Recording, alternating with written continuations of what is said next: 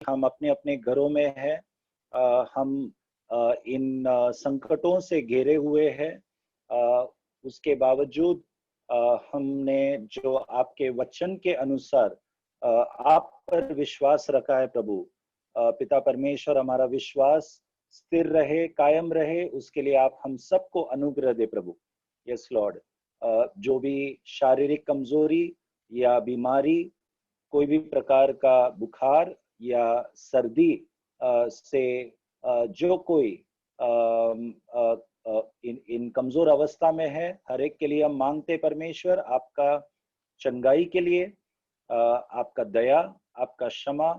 और हम सब एक मन होके, जैसे 2 हफ्ता पहले आपके दास कुमार के द्वारा जैसे आपने हम सबसे बातें की प्रभु, कि हम मन फिरा कर अपने पापों को कबूल करके यदि हम प्रायश्चित करेंगे, तो आप हमारे प्रार्थना को सुनकर हम सबको क्षमा करेंगे और हमारे देश को आप चंगा करेंगे। इस विश्व भर में हर एक देश के निवासियों को आप दया दिखाएंगे पिता परमेश्वर। हम क्षमा चाहते परमेश्वर, हमारे हर एक अपराधों को हम स्मरण करते प्रभु, जो आपके विरुद्ध हमने किया है प्रभु, आप क्षमा कर प्रभु। यस लॉर्ड, हम अपने आप को जांचते प्रभु, जैसे आपके वचन से हम सुनते रहेंगे प्रभु, आपका वचन हम सबको शुद्ध करे, आपका पुत्र यीशु मसीह के आने के लिए हम सबको तैयार करे प्रभु। यस लॉर्ड, दिन प्रतिदिन आपके वचन पर मनन करते हुए हम जिए प्रभु। यस लॉर्ड, पिता परमेश्वर, यहाँ पर उपस्थित हर एक को आप आशीष कर प्रभु, आपके स्वभाव से और आपके वचन से आप हम सबको शुद्ध कर प्रभु। यस लॉर्ड, जो कोई लॉगिन करने वाले हैं, जो कर नहीं पा रहे, इंटरनेट के हर एक हर प्रकार के अड़चनों को आप निकाल परमेश्वर। यस लॉर्ड, धन्यवाद प्रभु, आपने प्रार्थना सुना, इसके लिए मैं प्रार्थना करता हूं कि हर एक का मन आपके वचन पर ध्यान पूर्वक रहे प्रभु। यस लॉर्ड, आप हमें वचनों के अंदर ले जा प्रभु, हमें धनी बना प्रभु आपके वचन में।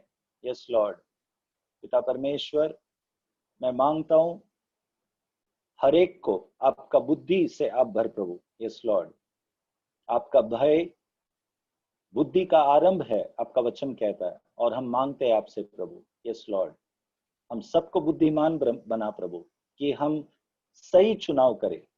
यस लॉर्ड, ये प्रार्थना यीशु मसीह के नाम से मांगते हैं, आमीन आमीन आमीन आमीन।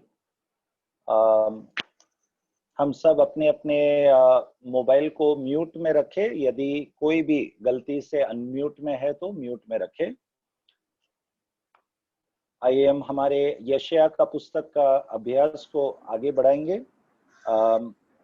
यशायाह का पुस्तक, उसका पहला अध्याय में जो 4 राजाओं के बारे में लिखा है, उन 4 राजाओं का के बारे में विस्तार में हम पढ़ रहे इतिहास के पुस्तक से। उन 4 राजाओं का नाम है उजिया, जोथम, आहाज और हेजेकिया राजा, जो यहूदा प्रदेश का राजा थे। इन 4 राजाओं के समय पर यशायाह नबी परमेश्वर का वचन यहूदा प्रदेश के यहूदियों के पास लेकर आया।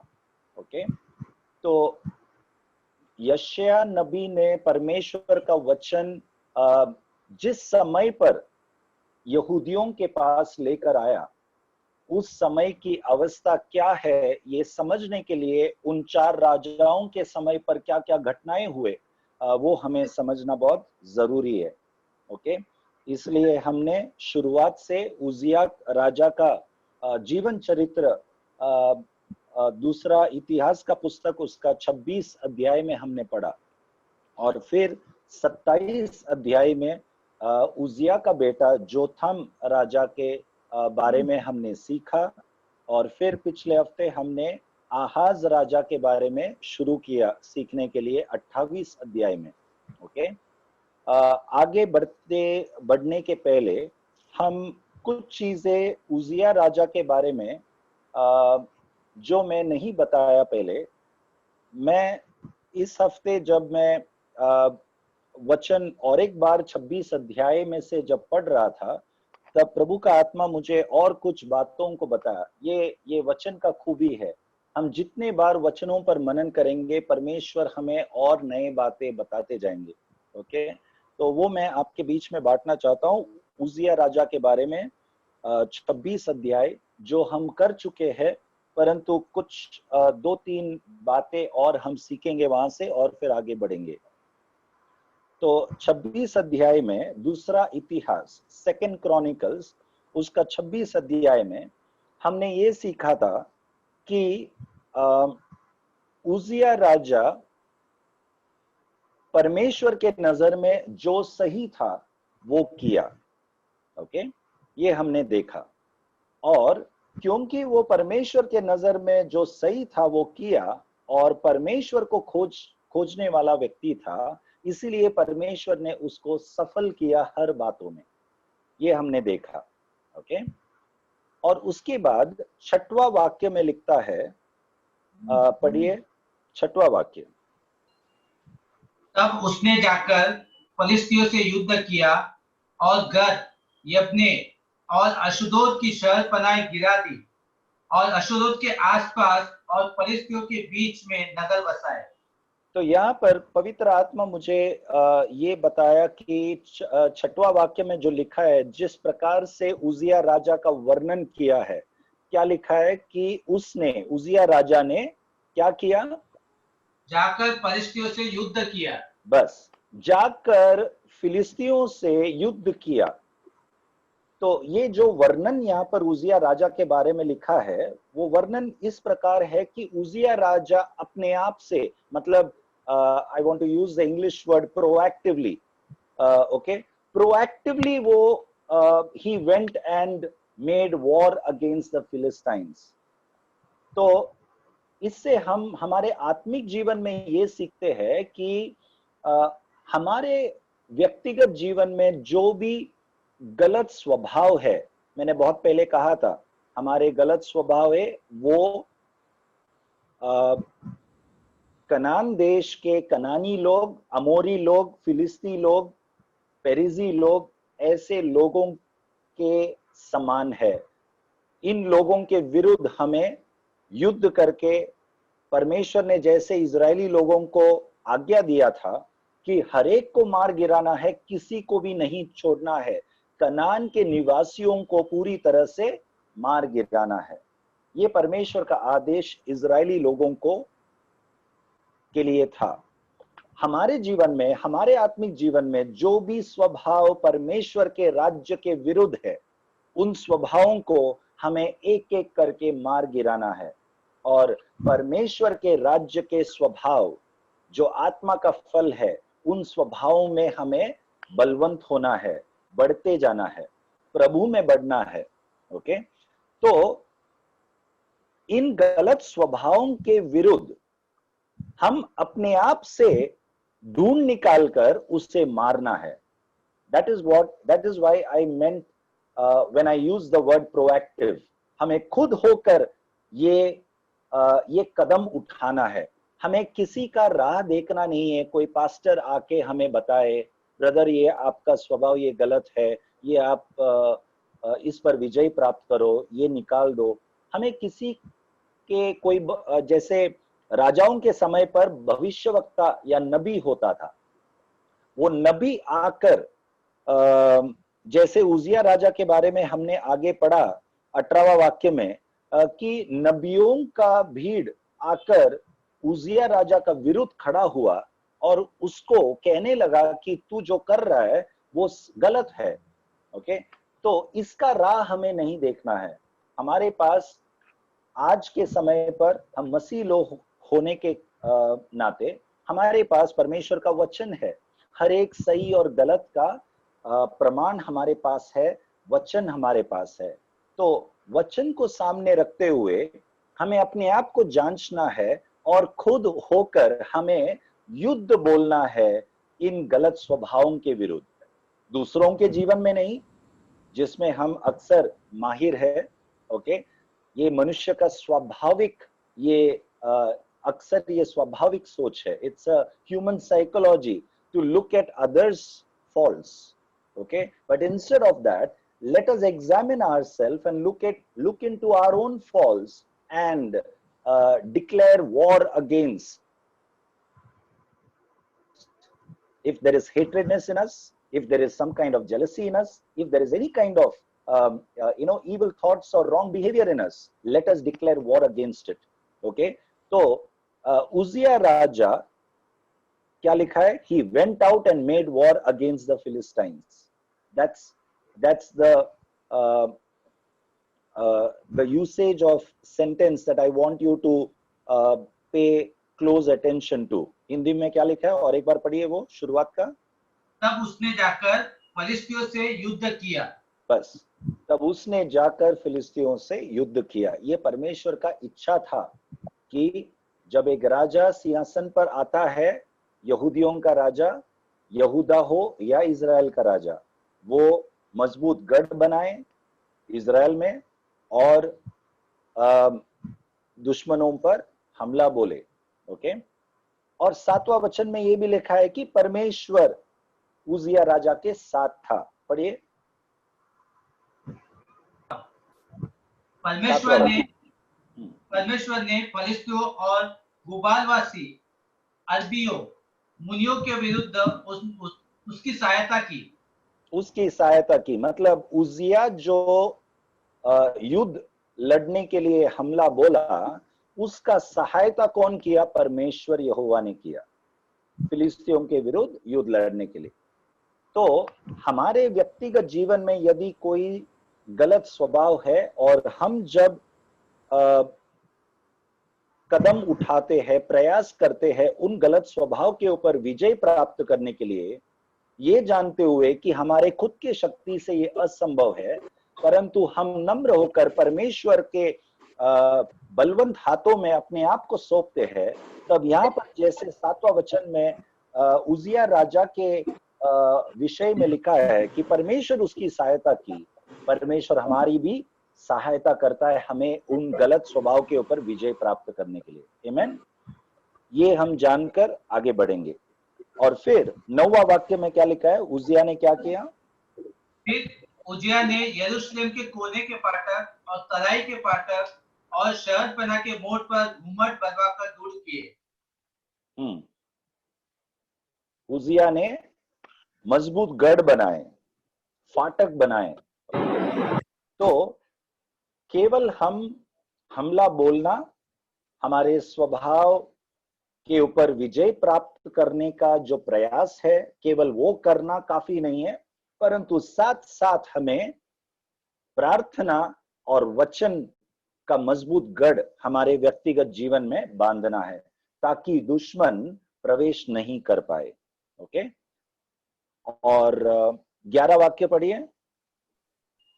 फिर उजिया के योद्धाओं की एक सेना थी जिनकी गिनती येल मुंशी और मासेया सरदार हनन्याह नामक राजा के एक हाकिम की आज्ञा से करते थे और उसके अनुसार वह दल बांधकर लड़ने को जाती थी। 12 वाक्य। पितरों के घरानों के मुख्य पुरुष जो शूरवीर थे, उनकी पूरी गिनती 2600 थी। देखो 11 वाक्य कहता है कि उजिया राजा ने बहुत बड़ा एक फौज को तैयार किया, ऐसा लिखा है ना। उजिया had an army of fighting men who went out to war by companies। मतलब बहुत ही systematic, what do you call for systematic? नियमित तरीके से। हाँ, एकदम नियमित तरीके से उजिया राजा एक बहुत बड़ा एक सेना को तैयार किया। तो जो 6वां वाक्य में लिखा है कि वो फिलिस्तियों के विरुद्ध युद्ध बोला और अलग अलग दुश्मनों के विरुद्ध युद्ध किया, वो युद्ध बिना सोचे समझे, बिना कोई सेनाओं का तैयारी नहीं किया उसने, ओके। पूरे फौज का तैयार करने वाला एक बहुत ही सिस्टमैटिक प्लानिंग करने वाला एक व्यक्ति था उजिया, ओके, तो उसमें हम क्या सीखते हैं कि हमारे व्यक्तिगत जीवन के प्रार्थना और वचन में हमें मजबूत रहना है, जो मजबूत गढ़ के समान है, दुश्मन को अंदर आने से, प्रवेश करने से रोकता है, हमारा प्रार्थना जीवन और वचन का जीवन। ओके, लेकिन उसके साथ साथ जब हम अपने आप को मजबूत बना दिया है, फिर हमें हमारा जीवन के द्वारा हम दूसरों को, हमारे मसीह भाई बहनों को हमें तैयार करना है। गवाही, हमारा गवाही के द्वारा, ओके, प्रभु ने हमारे जीवन में क्या किया है उसके द्वारा हम दूसरों को जब हमारा गवाही देते हैं, तब हमारे मसीह भाई बहन उत्साहित होकर वे भी हमारे जैसे चाल चलन चलेंगे, उनके जीवन में भी वे प्रार्थना और वचन में मजबूत बढ़ेंगे। जब वे अपने जीवन में मजबूत बढ़ेंगे, तब क्या होता है, तब वे भी एक मजबूत सेना जैसे बन जाते हैं। तो ऐसे हम अनेक मसीह भाइयों के जीवन में एक उदाहरण जैसे, एक दो व्यक्ति को, दो चार को, चार आठ को, आठ 16 को, it is a multiplication of witnessing that we can do within the Christian family. हम मसीह भाई बहनों के बीच में हमें एक गवाही बनकर हम क्या करते, हमारे जीवन को देखकर बाकी मसीह भाई बहन मजबूत बनते हैं। तो क्या होता है, हम गीत गाते हैं ना, सेनाओं का यहोवा मेरे साथ है। ओके, तो वो जो गीत जो हम बोलते हैं, सेनाओं का यहोवा हमारे साथ है, सेना कौन है, हम सब है सेना। ओके, और सिर्फ सेना बोलने से हम सेना नहीं होता, परंतु हमें तैयार करना है पहला अपने आप को, फिर हमारा जीवन देखकर अपने आप बाकी मसीह भाई बहन तैयार हो जाते हैं। ओके, तो हम सब मजबूत सेना, जैसा उजिया राजा अपने राज्य को सुरक्षित रखने के लिए सेनाओं का बड़ा मंडली को तैयार किया, और 12वां वाक्य में लिखा है कि the total number of chief officers of the mighty men of valor was 2600. 2600 लोग, इतने सारे लोग को उजिया राजा ने तैयार किया दुश्मनों से लड़ने के लिए। तो ये सब हमें तुलना करना है, हमारे मसीह जीवन के दुश्मन कौन है। ओके, बैर, नफरत, जलन, गंदी विचार, ये सब अलग अलग बहुत सारे लंबा लिस्ट है जो हमने कुछ दिनों पहले पढ़ा था गलतियों का पुस्तक में। ओके, तो ये सब स्वभाव के संबंधित जो गलत दुश्मने जो हमारे अंदरूनी में है।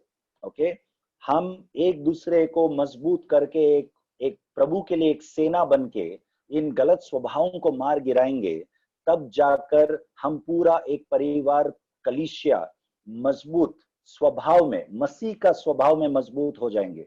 ओके, अपने आप हम एक मजबूत सेना बन जाता है। तब शैतान हमारे व्यक्तिगत जीवन में और पारिवारिक जो कलीसिया में कोई कुछ नहीं कर पाएगा शैतान। ओके, तो क्यों ना हम अपने आप को इस प्रकार से मजबूत करें, परंतु मजबूत करने के बाद भी हमें निरंतर सावधान रहना है, क्योंकि उजिया राजा के जीवन में ये सब अच्छा काम उजिया करने के बाद हमने सीखा कि कैसे उजिया घमंडी हो गया, तब उसका जीवन परमेश्वर का श्राप से वो अपने आप को दंड, परमेश्वर के सामने दंड पाया वो। ओके, तो इसलिए हमें सावधान रहना है, हर समय हमें जागृत रहना है। और एक चीज हम इस अध्याय में सीखेंगे, जब हमने पढ़ा 12वां वाक्य में कि उजिया ने एक बहुत बड़ा सेना को तैयार किया, और सेना को तैयार करने के बाद उस सेना और उजिया राजा के बीच का जो संबंध को हमें दिखाई देता है। 13वां वाक्य पढ़िए। उनके अधिकार में 3,07,500 की एक बड़ी सेना थी, हाँ, जो शत्रुओं के विरुद्ध राजा की सहायता करने को बड़े बल से युद्ध करने वाले थे। हाँ, इनके लिए अर्थात पूरी सेना के लिए उजिया ने ढाले, भाले, तोप, झिलम, धनुष्य और एक मिनट, आप 14 वचन पढ़ रहे हैं, बराबर? हाँ, 13 का अंत कैसे होता है? 3,07,000। 7,000 की एक बड़ी सेना थी, ओके, जो शत्रुओं के विरुद्ध राजा की सहायता करने को बड़े हाँ, ये शब्द को आप गौर कीजिए। शत्रुओं के विरुद्ध लड़ने के लिए, राजा का सहायता करने के लिए ये सेना बनाया गया था। ओके, तो मतलब उजिया राजा ने जिस सेनाओं को तैयार किया, वो सेना एक मन होके उजिया राजा का सहायता कर रहा था दुश्मन को लड़ने के लिए। ओके, तो ये एक मसीह परिवार का एकता को दर्शाता है। ओके, जब आप एक व्यक्ति अपने आप को तैयार करके धीरे धीरे आप मसीह भाइयों के बीच में गवाही बनकर दूसरों को प्रभु में तैयार करते हैं, तब हम सब मिलकर एक बड़ी सेना बनता है और हम एक दूसरे को सहायता करेंगे दुश्मन के विरुद्ध लड़ने के लिए। ओके, ये एक यहाँ पे चित्र दिखाई देता है। और सेना लोग उजिया राजा का सहायता किया, और उजिया राजा ने सेनाओं के लिए क्या किया? 14 वचन पढ़िए। इनके लिए अर्थात पूरी सेना के लिए उजिया ने ढाले, भाले, तोप, झिलम, धनुष्य और गोफन के पत्थर तैयार किए। हाँ, तो सेनाओं के लिए भी उजिया राजा ने कुछ तैयारी की। उनको युद्ध लड़ने के लिए जो भी हथियार की जरूरत थी, वो उजिया राजा ने उनके लिए तैयार की। So there is a perfect unity that we see between the brethren. Okay, how blessed and how good it is for brethren to dwell together in unity. कितना उत्तम है, कितना अच्छा है जब मसीह भाई लोग एकता में जीते हैं। ओके, वचन कहता है भजन संगीता में। तो ये एक दृश्य हमें यहाँ पर दिखाई देता है। लेकिन थोड़े ही समय के बाद हमने देखा 15 और 16 वाक्य में कैसे उजिया राजा जब बलवंत हो गया, फिर वो घमंडी हो गया। तो उससे हमें सावधान रहना है। तो इन कुछ चीजों को जब मैं आज पढ़ रहा था, तब मैंने गौर किया, सोचा कि आपके बीच में ये मैं शेयर करूं। ओके, 27 अध्याय जो हमने पिछले हफ्ते देखा, उजिया राजा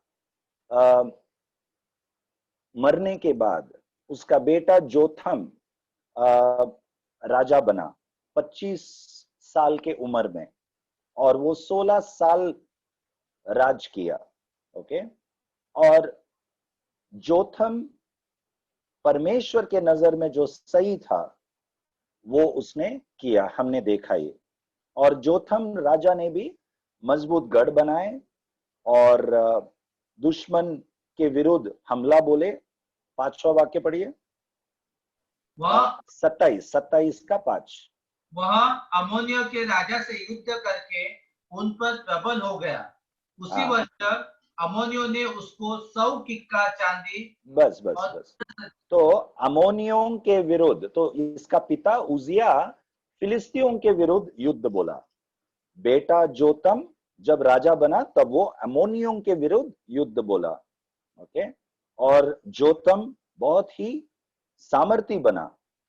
6वां वाक्य, योतम सामर्थी हो गया, क्योंकि वह अपने आप को अपने परमेश्वर यहोवा के सम्मुख जानकर सीधी चाल चलता था। क्योंकि ये शब्द बहुत महत्वपूर्ण है। योथम सामर्थी क्यों बना? क्योंकि वो परमेश्वर यहोवा के सामने सीधी चाल चलता था, सीधा चाल चलता था। तो हमेशा इन राजाओं के success, what do you call for success? सफलता। हाँ, इन राजाओं के सफलता के समय पर ये लोग सफल क्यों रहे, उस पर हमेशा हम याद रखकर हमारे जीवन में उन चीजों को हम स्मरण करें। उजिया राजा सफल क्यों हुआ? क्योंकि वो परमेश्वर के नजर में सही चाल चला। As long as he sought the Lord, God made him prosperous. Okay? जब तक उजिया राजा परमेश्वर को खोजता था, वो सफल रहा। यहां पर उसका बेटा जोथम के बारे में 6वां वाक्य में लिखा है कि वो सामर्थी बना क्योंकि वो परमेश्वर के मार्ग में, क्या लिखा है हिंदी में? क्योंकि वह अपने आप को अपने परमेश्वर यहोवा के सम्मुख जानकर सीधी चाल चलता था। वो अपने आप को परमेश्वर के नजर में सीधी चाल चलता था। तो हम लोगों के नजर में कैसा चाल चलता है, लोगों को दिखाने के लिए हम कुछ अच्छे चाल, सीधे चाल चलते होंगे, लेकिन परमेश्वर के नजर में हम सीधे चाल चलते हैं क्या? जब हम अकेले हैं तब हम कैसे हैं, ये मायने रखता है। वो हमारा सफलता का पूंजी है। ओके? लोग कितने भी हमें अच्छा समझे, ओके, वो ज्यादा मायने नहीं रखता, परंतु परमेश्वर के नजर में हम सीधे चाल चलते हैं क्या? उन 4 दीवारियों के अंदर जब हम अकेले में है, प्रभु और हम, तब हमारा प्रार्थना कैसा है, हमारा वचन कैसा है, हमारा चाल चलन, हमारा स्वभाव कैसा है, ये मायने रखता है। वो सफलता का पूंजी है। और जोथम सीधा चाल चला। जब जोथम का निधन हुआ, फिर आहाज के बारे में हमने क्या पढ़ा? 28 अध्याय में हम आएंगे।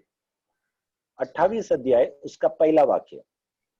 जब आहाज राज्य करने लगा, तब वह 20 वर्ष का था और 16 वर्ष तक यरूशलेम में राज्य करता रहा। उसने अपने मूल पुरुष दाऊद के समान काम नहीं किया, जो यहोवा की दृष्टि में ठीक था। तो आहाज राजा जो जोथम का बेटा था, उसके बारे में लिखा है कि वो दाऊद के जैसा वो चाल नहीं चला। जो परमेश्वर के नजर में जो सही था वो नहीं किया उसने। ओके? और दूसरा वाक्य क्या कहता है?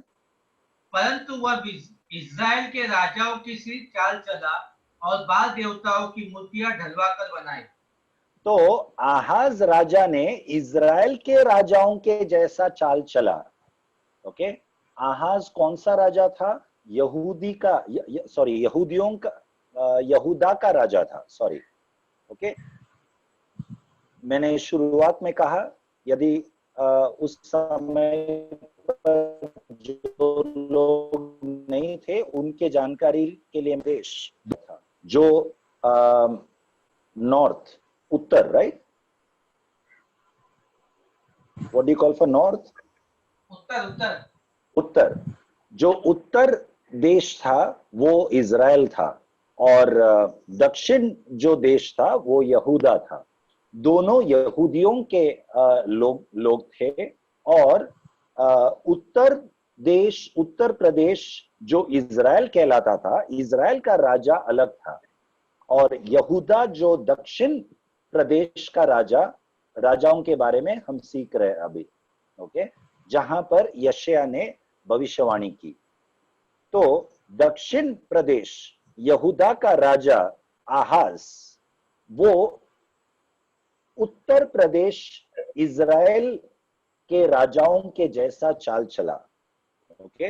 तो इस समय पर हमें समझना जरूरी है कि इजराइल का प्रदेश जो है, इजराइल के राजाओं के पाप के कारण वहां पर मूर्ति पूजा, उत्तर प्रदेश में मूर्ति पूजा पहले से ही चल रहा था। बाल देवताओं का मूर्ति पूजा चल रहा था यहूदियों के बीच में, और वहां पर दुश्मन ने पहले से ही हमला कर दिया है और उसका शिकार बन चुका है इजराइल प्रदेश। अब यहूदा प्रदेश का राजा आहाज भी इजराइल राजाओं के जैसा चाल चलने लगा। जहां पर क्या हो रहा था? दूसरा वाक्य और एक बार पढ़िए। परंतु वह इस्राएल के राजाओं से चाल चला और बाल देवताओं की मूर्तियां ढलवा कर बनाई।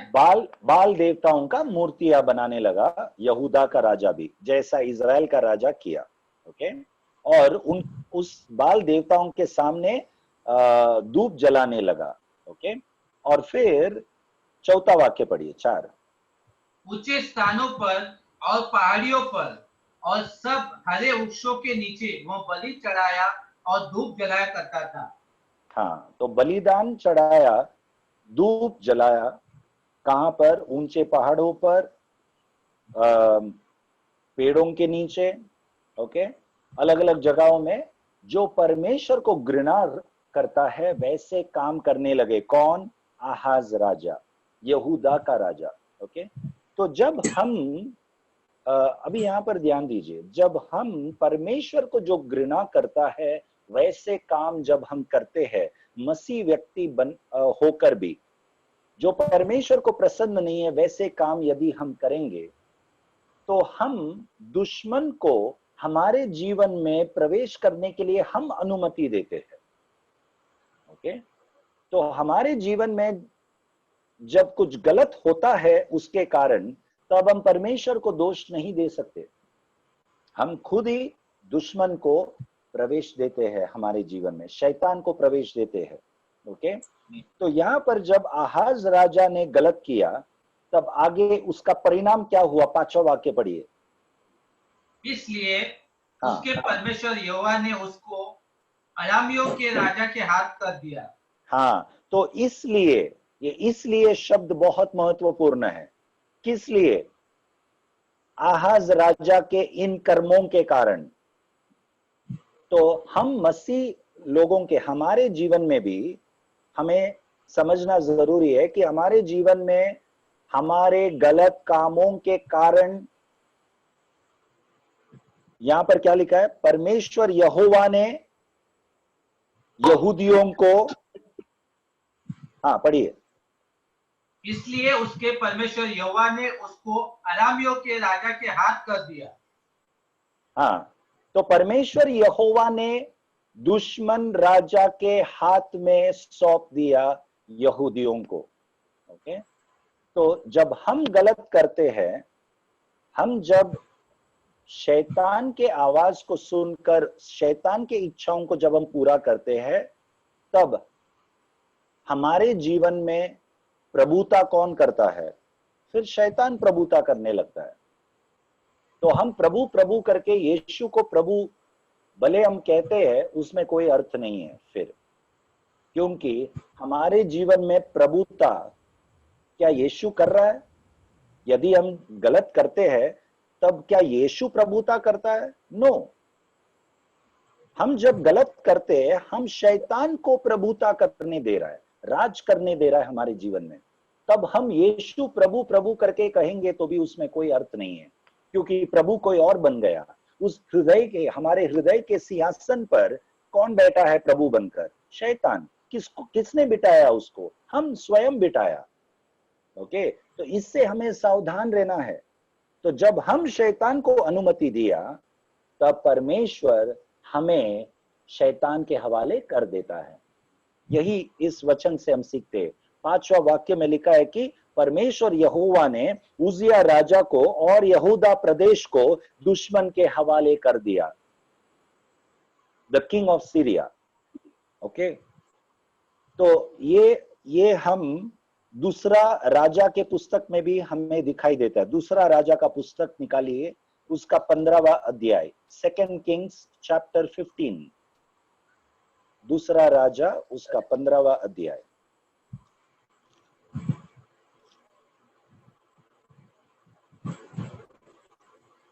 दूसरा राजा, उसका 15वां अध्याय पूरा आप पढ़ेंगे तो इन्हीं राजाओं के बारे में वहां पर लिखा है। उजिया, जोथम, आहाज, इन राजाओं के बारे में भी वहां पर भी लिखा है। आप बाद में पढ़ सकते हो, परंतु एक वचन हम पढ़ेंगे। जब जोथम राजा का निधन हुआ, तब जब उजिया राजा, तब आहाज राजा जब राजा बना,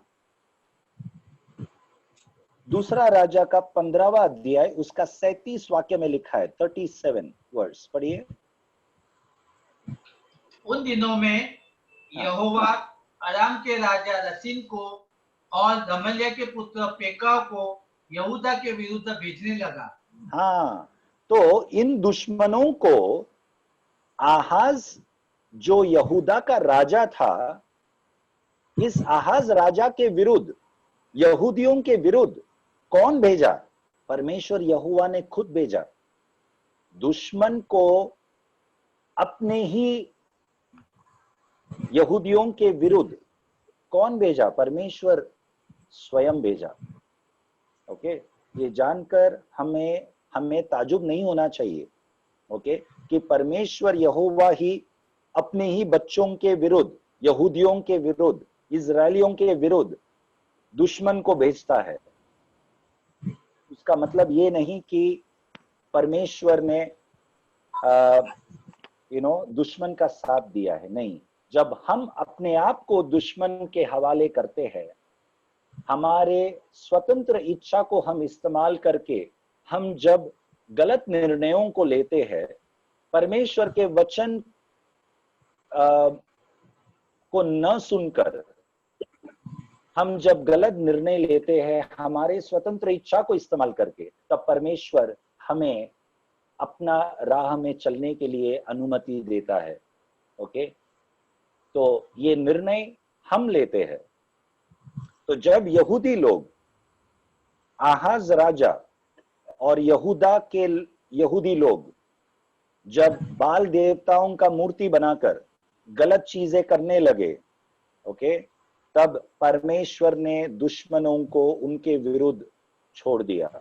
okay, in those days the Lord began to send Rezin king of Syria and Pekah the son of Remaliah against Judah।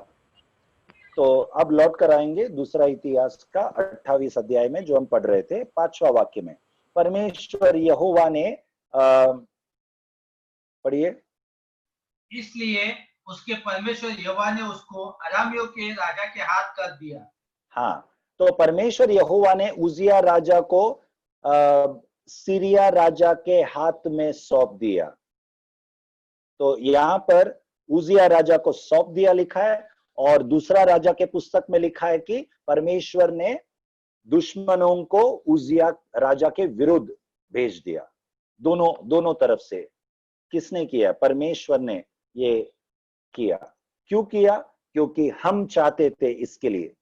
तो जब हम गलत चुनाव करना चाहते हैं, हम हमारे गलत स्वभावों को बढ़ावा देते हैं, तो परमेश्वर हमें अपने हाल में छोड़ देता है। ओके, तो तब हम परमेश्वर को दोष नहीं दे सकते, प्रभु आप हमारी सुरक्षा क्यों नहीं करते? परमेश्वर हमारा सुरक्षा कब करता है? जब हम स्वयं चाहता है सही मार्ग में रहने के लिए। ओके, तो जब तक हम सही मार्ग में सही चाल चलते हैं, तब तक परमेश्वर हमारा साथ देता है। आमीन। तो ये एक बहुत बड़ा सिद्धांत हम यहाँ पर सीखते हैं। आगे पढ़िए वही वाक्य में, 5वां वाक्य में। और वे उसको जीत कर उसके बहुत से लोगों को बंदी बनाकर दशमिक को ले गए। हाँ, तो दुश्मन, एक मिनट, दुश्मन जब यहूदियों के विरुद्ध हमला किया, हमला करने के बाद बहुत से लोगों को बंदी बनाकर कहां ले गए? दशमिक ले गए। दशमिक ले गए। इंग्लिश में लिखा है Damascus. He brought them to Damascus। और उसके बाद क्या लिखा है? पढ़िए। यह इज़राइल के राजा के वंश में कर दिया गया, जिसने उसे बड़ी मार से मारा।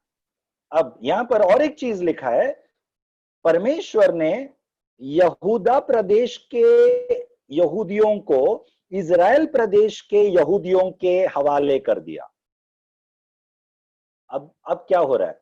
पहला हमने पढ़ा कि against the king of Syria, the king of Syria is the enemy kingdom, so God allowed the king of Syria to attack Judah। okay, ये कौन सा दृश्य है? शैतान हम मसीह लोगों के विरुद्ध हमला बोलना। ओके, वो पहला दृश्य। दूसरा दृश्य हम पढ़ते हैं उस वाक्य के अंत में कि मसीह भाई लोग के विरुद्ध होना। ओके, मतलब इज़राइल का राजा यहूदा के राजा के विरुद्ध हमला करके यहूदा के राजा और यहूदा के लोग, यहूदी लोग इजराइल के राजा के अधीन हो गया. Okay, so the king of Israel, then he was also delivered into the hand of the king of Israel, who defeated him with a great slaughter. तो मसीह भाई बहनों के विरुद्ध, ओके, हमला होना, एक दूसरे के विरुद्ध हमला होना,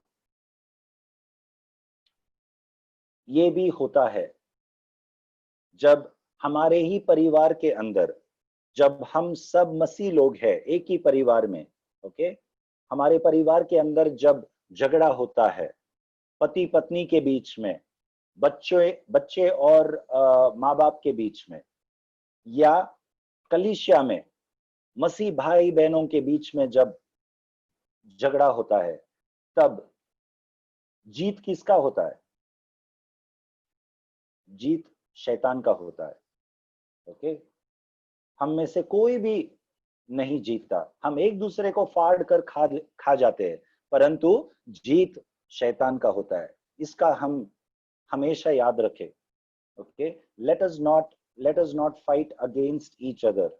Let us what we learned in chapter 26, जैसा उजिया राजा और उसके सेनाओं के बीच में जो संबंध था, ओके, तो एक दूसरे के बीच में मसीह भाई लोग, भाई बहन, परिवार के सदस्यों के बीच में प्रेम का संबंध, ना कि झगड़ा का संबंध होना चाहिए. ओके, इसका हम हमेशा याद रखें, क्योंकि इस सब के बीच में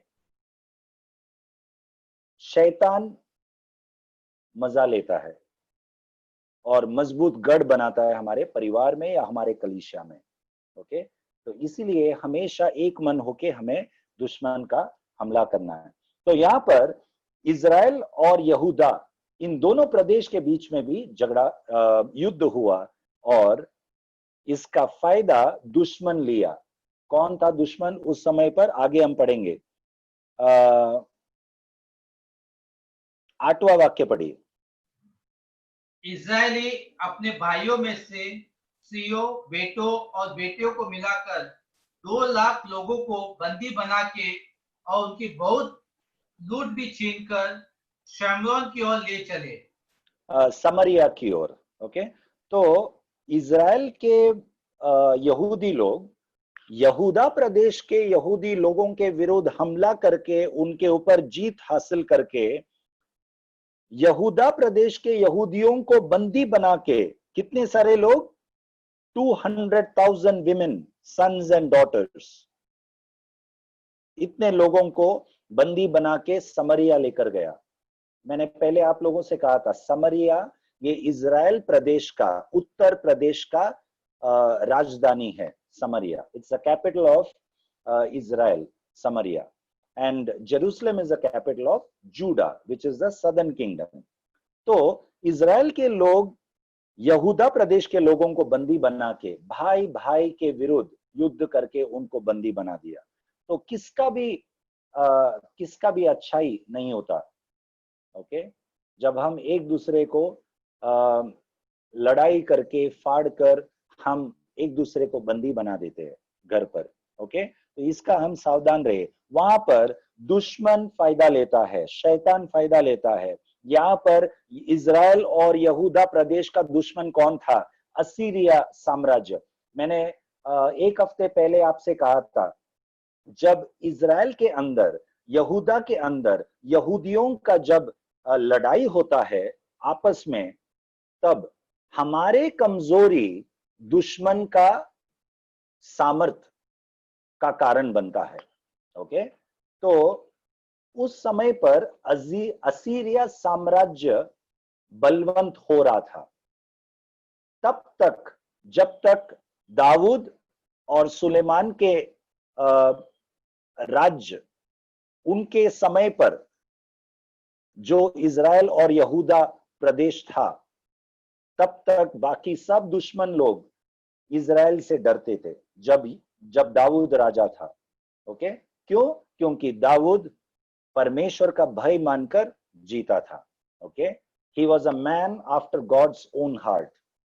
as long as the Jews, the Israelites had such a king like David and Solomon, okay, the enemies of Israel were terrified to wage war against Israel, okay. But now, in the time of Ahaz, the king of Judah, and all the kings of Israel, when they started worshipping idols, okay, slowly the enemies of Israel and Judah are becoming mightier. That is the Assyrian kingdom, okay. Not to forget what we learned in the book of Daniel, जो हमने Daniel के पुस्तक में पढ़ा था कि Assyria साम्राज्य के बाद, ओके, थोड़े समय तक मिस्र देश का साम्राज्य आया. The kingdom of Egypt came for a little time, and then the Babylon kingdom came, and then the Persian kingdom, and Greek kingdom, and Roman kingdom. So this we learnt in the book of Daniel. Daniel के पुस्तक में हमने पढ़ा कि इस Assyria साम्राज्य के बाद बैबिलोन का साम्राज्य आया यहूदियों के विरुद्ध, और उसके बाद पर्शियन साम्राज्य, और फिर यूनानी साम्राज्य, और फिर रोमी साम्राज्य, ओके. ये सब साम्राज्यों का शुरुआत कहां पर हुआ? असीरिया साम्राज्य से हुआ. इसके पहले, असीरिया साम्राज्य के पहले, यहूदी लोग बहुत ही सामर्थी था, पूरे विश्व में बहुत ही सामर्थी था, ओके. तो मसीह लोग अपने आप में सामर्थी कब रहते हैं? जब हम सही चाल, वचन के अनुसार चलेंगे, परमेश्वर का वचन का पालन करके जिएंगे, तब तक हम सामर्थी रहेंगे. जब हम वचन के विरुद्ध चलेंगे, तब हम अपने आप से हमारे दुश्मन शैतान को, उसके राज्य को हम सामर्थी बना देते हैं. वो सामर्थी नहीं है. क्रूस के ऊपर यीशु मसीह ने पूरी तरह से शैतान को हरा दिया है, ओके.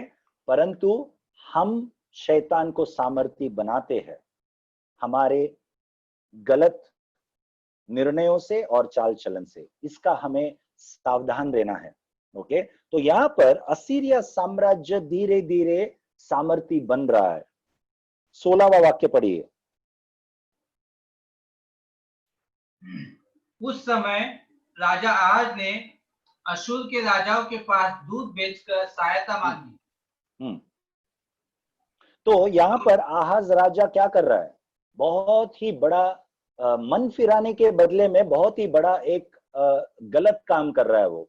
जब इजराइल का राजा आहाज के विरुद्ध हमला करके उसको हरा दिया, तब मन फिराने के बदले में आहाज राजा असीरिया राजा के पास जाकर मदद मांगा. किसके विरुद्ध लड़ाई करने के लिए? इजराइल के विरुद्ध लड़ाई करने के लिए, अपने ही भाई बहनों के विरुद्ध लड़ाई करने के लिए एक दुश्मन अन्य जाति के राजा के पास जाकर मदद मांगा, ओके. ये हम यहां पर देखते हैं. परंतु इसके पहले आहाज राजा को और उत्तर प्रदेश के इजराइल राजा के यहूदियों को एक चेतावनी मिला था परमेश्वर के एक दास के द्वारा. वो चेतावनी हम 10वां वाक्य में पढ़ते हैं. 9वां वाक्य पढ़िए. परंतु वहां आदद नामक एक यहोवा का एक नबी था. वह शमरोन को आने वाली सेना से मिलकर उनसे कहने लगा, सुनो, तुम्हारे पितरों के परमेश्वर यहोवा ने यहूदियों पर झुंझलाकर उनको तुम्हारे हाथ कर दिया है, और तुमने उनको ऐसा क्रोध करके घात किया जिसकी चिल्लाहट स्वर्ग को पहुंच गई है. देखो, ये नबी जो है, a prophet of the Lord was there whose name was Oded. इस नबी का नाम ज्यादा प्रतिष्ठित नहीं है. It's not a famous name, but इस नबी के द्वारा परमेश्वर यहोवा इजराइल जो उत्तर प्रदेश है, इजराइल के विरुद्ध भविष्यवाणी कर रहा है, एक वचन लेकर आ रहा है. वो वचन क्या है? कहता है कि परमेश्वर यहोवा ने ही यहूदा साम्राज्य को, यहूदा राज्य को इजराइल के अधीन किया।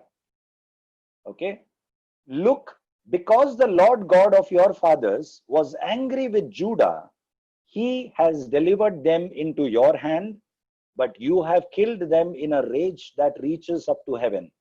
तो परमेश्वर ने यहूदा राज्य के यहूदियों को इजराइल के राज्य के यहूदियों के हवाले कर दिया, ऐसा ये नबी कहता है। परंतु इजराइल ने क्या किया? अपने ही भाइयों के विरुद्ध घात किया। और 10वां वाक्य पढ़िए।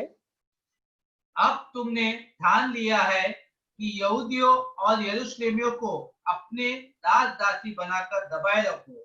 अब तुमने ठान लिया है, किसने ठान लिया है? इजराइल के यहूदी लोगों ने ठान लिया है कि यहूदा के यहूदी लोगों को अपना ही दास बनाकर, गुलाम बनाकर क्या करे?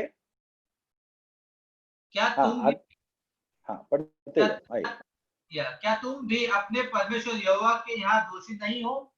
क्या तुम भी परमेश्वर यहोवा के नजर में दोषी नहीं है? ओके, तो यहाँ पर एक बहुत बड़ा सीख हम सीखते हैं।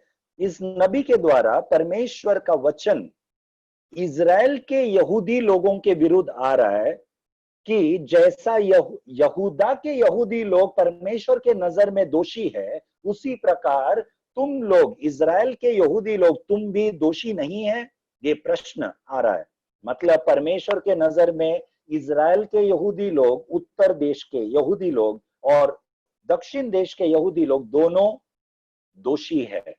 दोनों परमेश्वर के बच्चे हैं, परंतु दोनों दोषी है।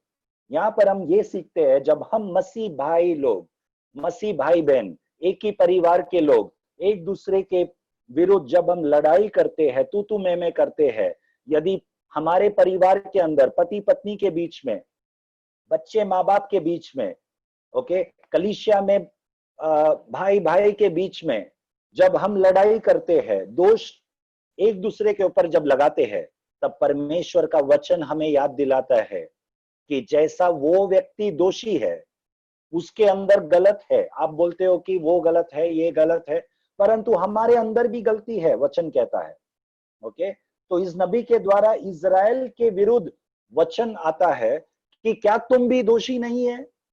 ओके, नया नियम में मत्ती का सुसमाचार उसका 7वां अध्याय में हम ये सीखते हैं। मत्ती का सुसमाचार उसका 7वां अध्याय में यीशु मसीह स्वयं विश्वासियों को कहता है। पहला वाक्य पढ़िए, पहला से 5 तक पढ़िए। 7:1-5 मत्ती का 7वां अध्याय उसका 1 से 5। दोष मत लगाओ कि तुम पर भी दोष न लगाया जाए। yes. क्योंकि जिस प्रकार तुम दोष लगाते हो, उसी प्रकार तुम पर भी दोष लगाया जाएगा, और जिस नाप से तुम नापते हो, उसी नाप से तुम्हारे लिए भी नापा जाएगा। तू क्यों अपने भाई की आंख के तिनके को देखता है और अपनी आंख का लट्टा तुझे नहीं सूझता? जब तेरी ही आंख में लट्टा है, तो तू अपने भाई से कैसे कह सकता है, ला मैं तेरी आंख से तिनका निकाल दूं? एक कपटी, पहले अपनी आंख में से लट्टा निकाल ले, तब तू अपनी भाई की आंख का तिनका भली भांति देखकर निकाल सकेगा।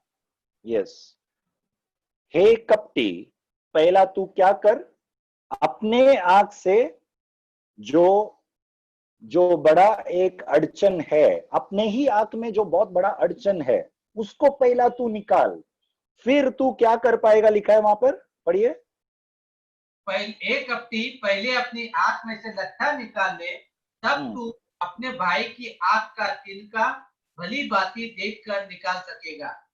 फिर तू अपने भाई के आंख में जो तिलका है वो तू अच्छे से देखकर निकाल पाएगा।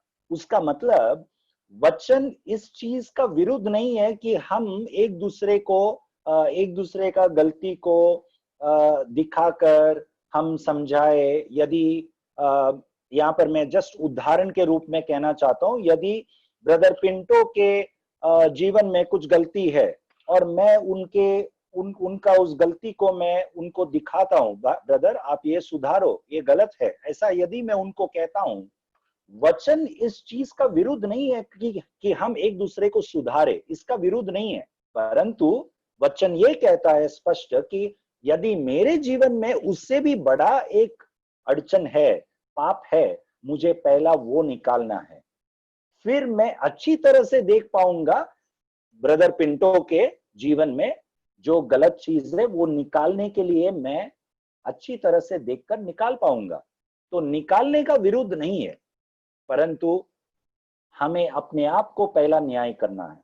ओके, जब हम लड़ाई झगड़े में और भाई भाई के विरुद्ध, यहाँ पर जब भाई भाई लिखा है वहां पर बहन भी आता है, कोई भी, हम मसीह भाई बहन यदि हम एक दूसरे के विरुद्ध है, एक दूसरे को फाड़ते हैं, ओके, तब हम ये स्मरण करें कि हमारे अंदर भी कुछ गलतियां हैं, हम अपने आप को न्याय करें। ये यीशु मसीह मत्ती का 7वां अध्याय में सिखाता है, और यही चीज हमने दूसरा इतिहास का 28 अध्याय में इस नबी के द्वारा इजराइल देश के यहूदियों के विरुद्ध जो वचन इस नबी ने सुनाया, परमेश्वर यहोवा कहता है कि तुम अपने आप को सुधारो, परमेश्वर तुमसे भी नाराज है, जैसे परमेश्वर यहूदा प्रदेश के यहूदियों के विरुद्ध नाराज है।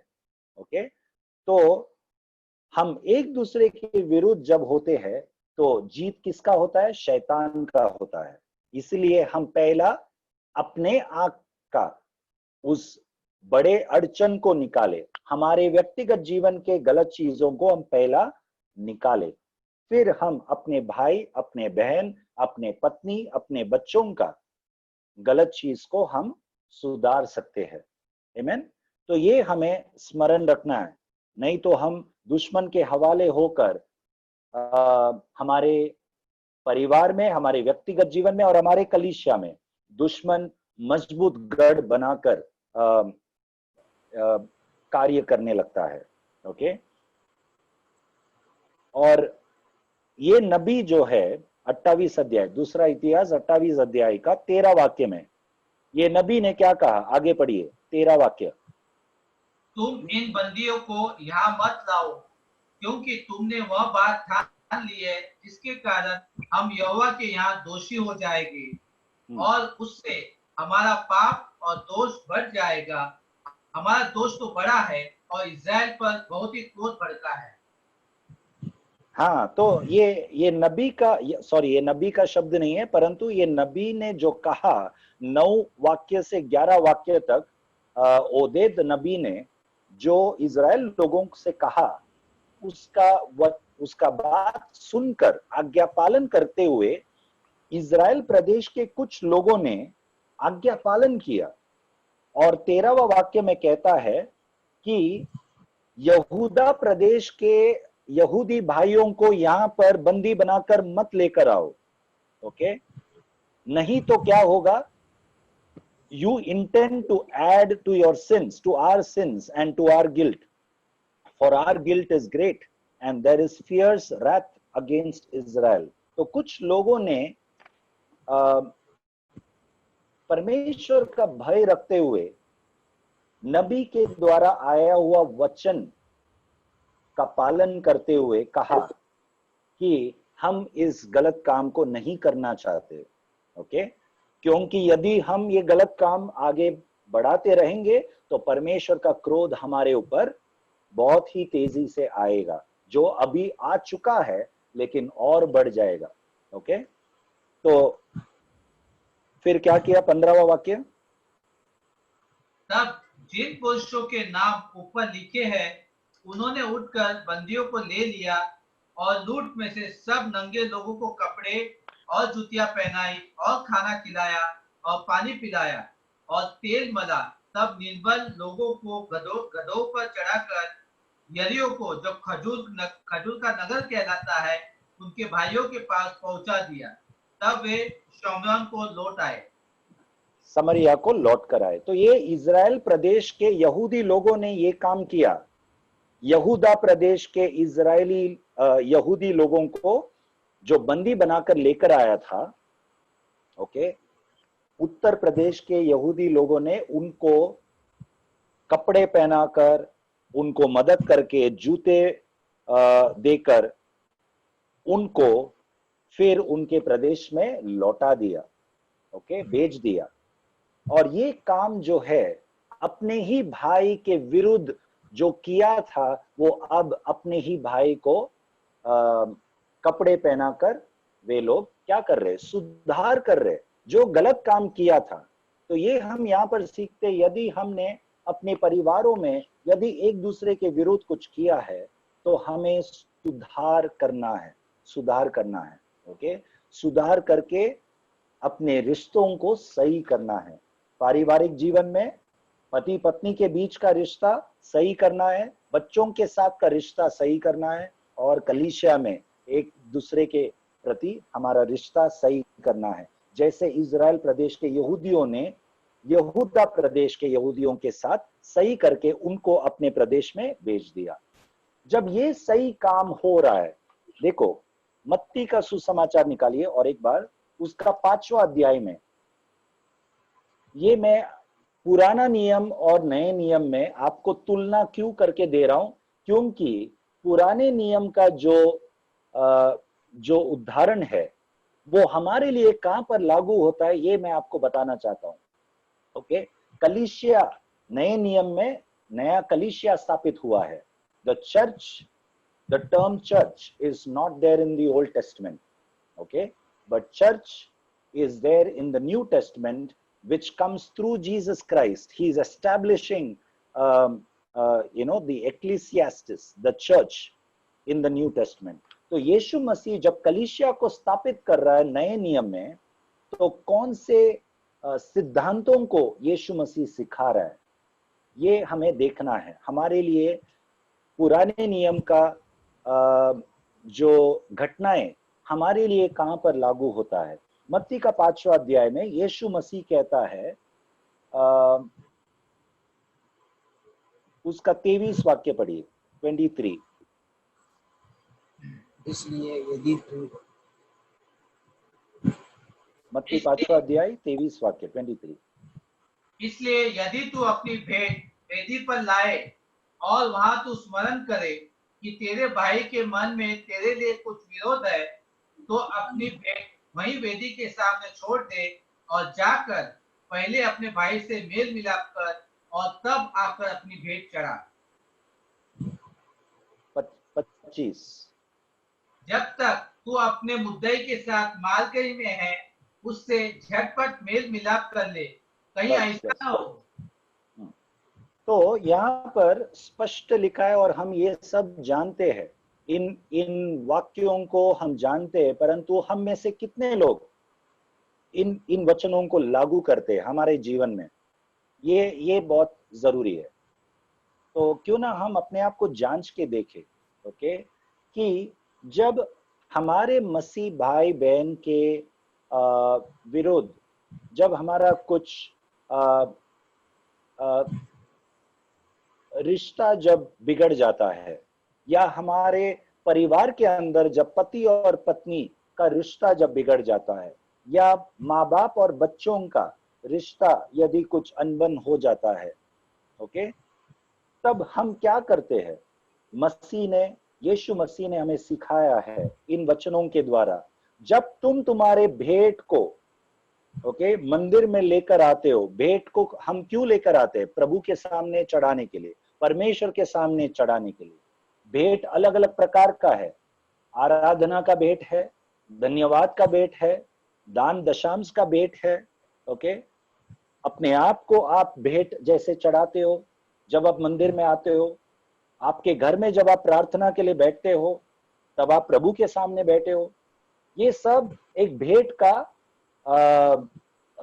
चिन्ह है, ओके।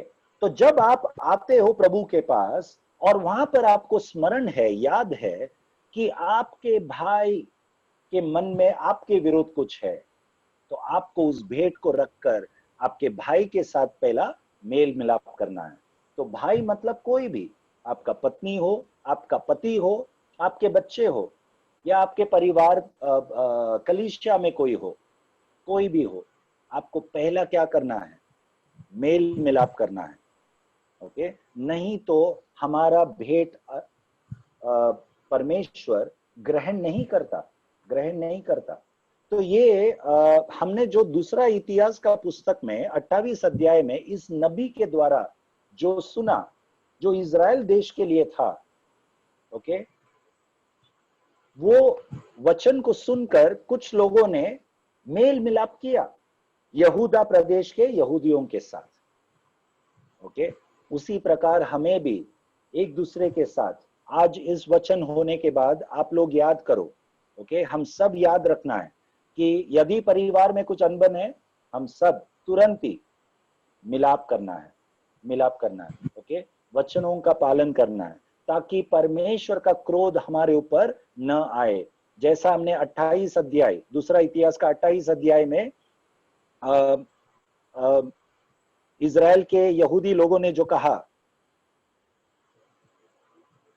कि यदि हम नहीं करेंगे तो परमेश्वर जो पहले से ही हमारे ऊपर भड़का हुआ है, और भी परमेश्वर का क्रोध हमारे ऊपर बढ़ जाएगा।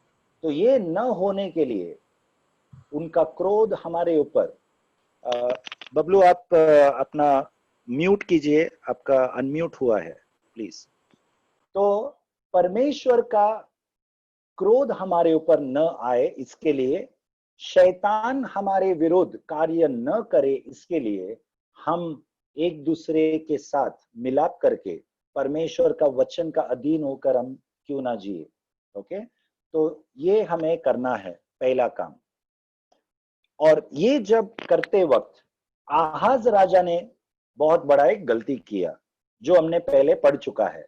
ओके, 16वां वाक्य में, दूसरा इतिहास का 28 अध्याय उसका 16वां वाक्य में, आहाज राजा दुश्मन का साथ हाथ मिलाकर, ओके, इज़राइल देश के विरुद्ध हमला बोल दिया।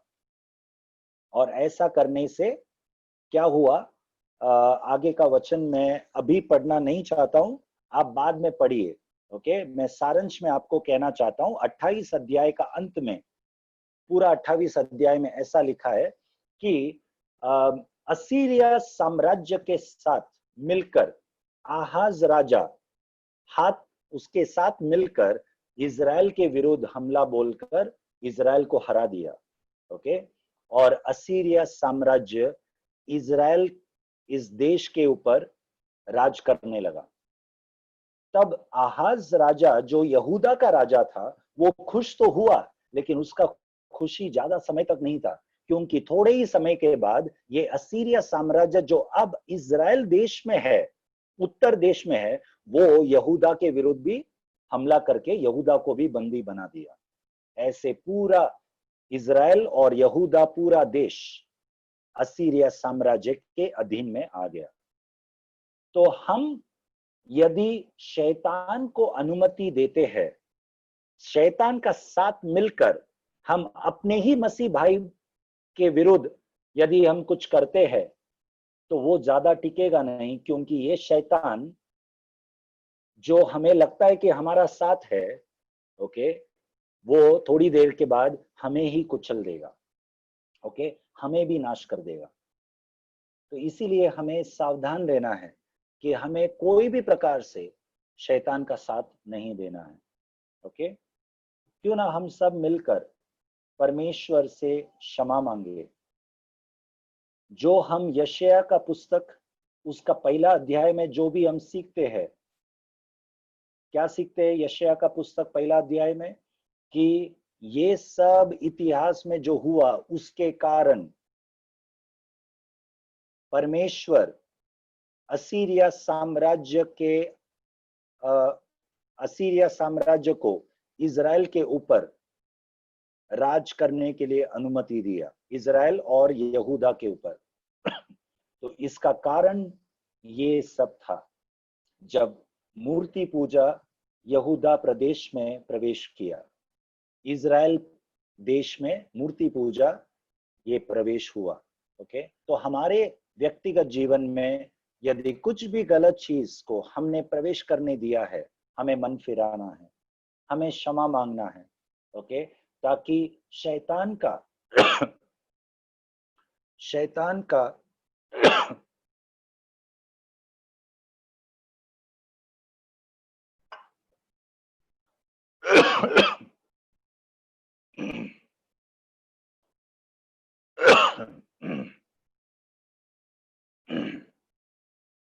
ताकि शैतान का मजबूत गढ़ हमारे जीवन में एक गढ़ बनकर न रहे. Okay, let us not allow Satan to have a foothold and a stronghold in our lives, in our personal life, in our family life, in our church. Let us repent and come back to God. हमारे व्यक्तिगत जीवन में बहुत सारे गलत स्वभाव है, हमारे पारिवारिक जीवन में बहुत कुछ गलत चीजें हैं.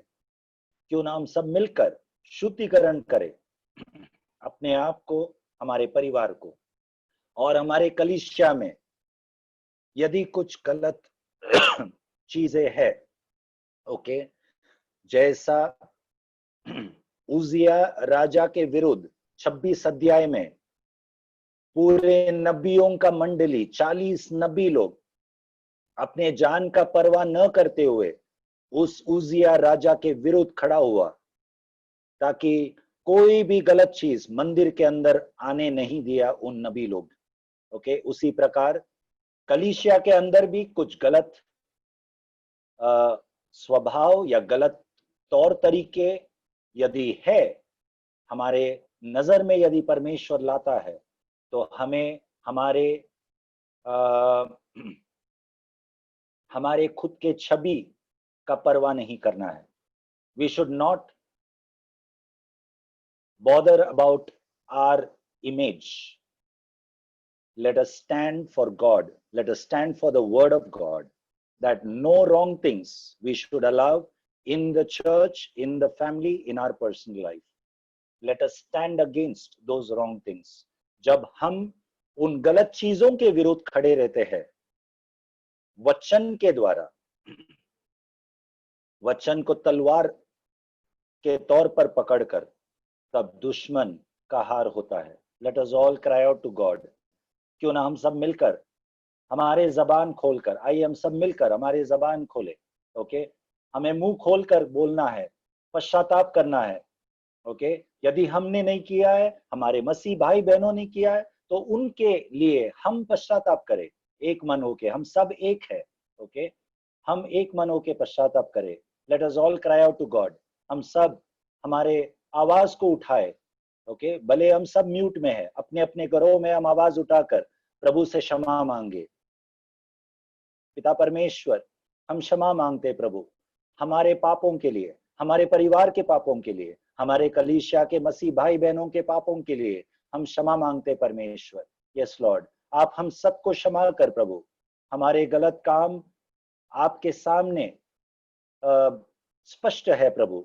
यस लॉर्ड, पिता परमेश्वर, हम अपने आप को सुधारना चाहते प्रभु. यस लॉर्ड, हमारे अंदर सही स्वभाव आने के लिए आपका पवित्र आत्मा का सामर्थ्य से आप हमें भर प्रभु. हमें अनुग्रह दे प्रभु कि हम विजयवंत का जीवन जिए. यस लॉर्ड, हम मन फिराकर, जैसे हमने कुछ हफ्ते पहले कुमार भाई के द्वारा जैसे हमने सुना प्रभु कि हम मन फिराकर यदि हम पश्चाताप करें तो आप हमारे देश को चंगा करेंगे, इस महामारी से चंगा करेंगे प्रभु. यस लॉर्ड, हमारे जीवन के उतार चढ़ाव में, हमारे शरीर में जो भी कमजोरी है, आप हमें क्षमा करेंगे, चंगा करेंगे. यस लॉर्ड, हम विश्वास करते हैं आपका वचन सत्य है प्रभु. Yes lord, we repent and we come back to you, Father. Forgive us, Father, for the sins that we have committed, for the sins that our church has committed, for the sins that our family has committed. Yes, Lord, the nation has committed, the corruption that is in our nation. हमारे देश में जो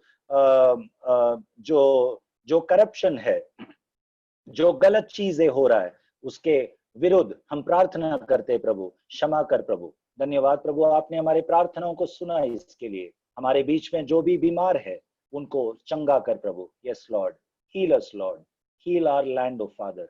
yes lord, जो भी हम news में पढ़ते हैं, बहुत बड़ा तूफान कल आने वाला है मुंबई और गुजरात में, जो हम सुन रहे प्रभु. पिता परमेश्वर, हर एक निवासियों को आप सुरक्षित रख परमेश्वर. यस लॉर्ड, क्षमा कर परमेश्वर हमारे पापों को. इस तूफान को हमारे बीच में आने न दे प्रभु। यस लॉर्ड, धन्यवाद प्रभु, आपने प्रार्थना सुना, इसके लिए यीशु के नाम से हम मांगते हैं, आमीन आमीन। Praise the Lord.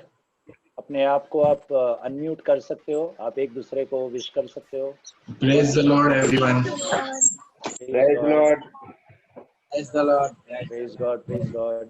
Praise God. Praise the Lord, everyone. Amen.